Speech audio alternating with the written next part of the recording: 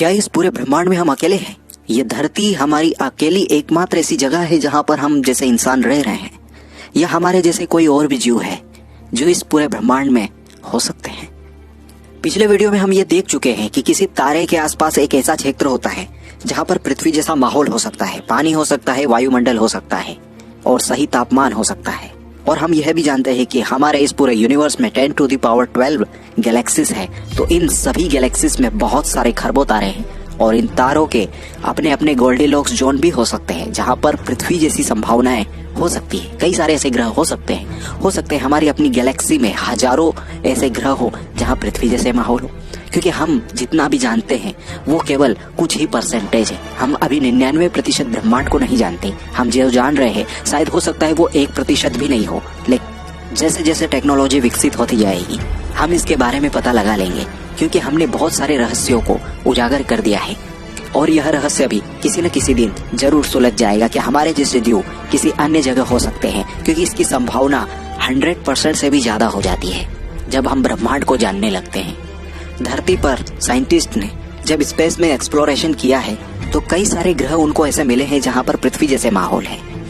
तो इसके साथ यह संभावना भी जताई जा सकती है कि हमारे जैसे जीव वहां हो सकते हैं जानवर वहां पर हो अभी, और हो सकता है उस वातावरण के अनुसार कुछ अलग प्रकार के जीव हो जो दिखने में हमारे जैसे ना हो, कुछ अलग हो, जिन्हें हम एलियन के नाम से जानते हैं। फिल्मों में हम इन्हें देख चुके हैं। और हो सकता है कि हमसे भी ज्यादा एडवांस जीव इस कायनात में संभव हो, या हो सकता है कि वो हमारा इंतजार कर रहे हो, या हो सकता है कि वो हम तक पहुंच रहे हो।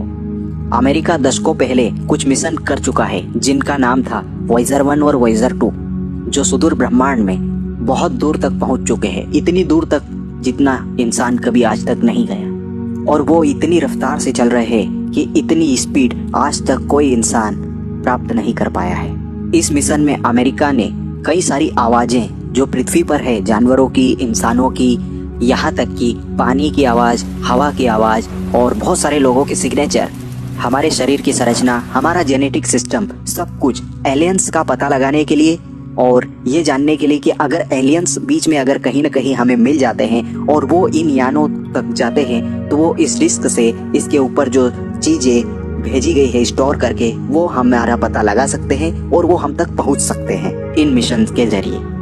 हमारी इस पूरी जिंदगी में कभी न कभी किसी न किसी दिन हम जरूर एलियंस का पता लगा लेंगे, या हो सकता है एलियंस हमारा पता लगा लेंगे। और ऐसा भी हो सकता है कि एलियंस हमारी धरती पर आ चुके हो या आ रहे हो, हमें पता भी नहीं हो, हमारे आसपास ही हो लेकिन हम नहीं जानते। और इस बात को हम कभी नकार नहीं सकते कि हमारे जैसे जीव केवल पृथ्वी पर है।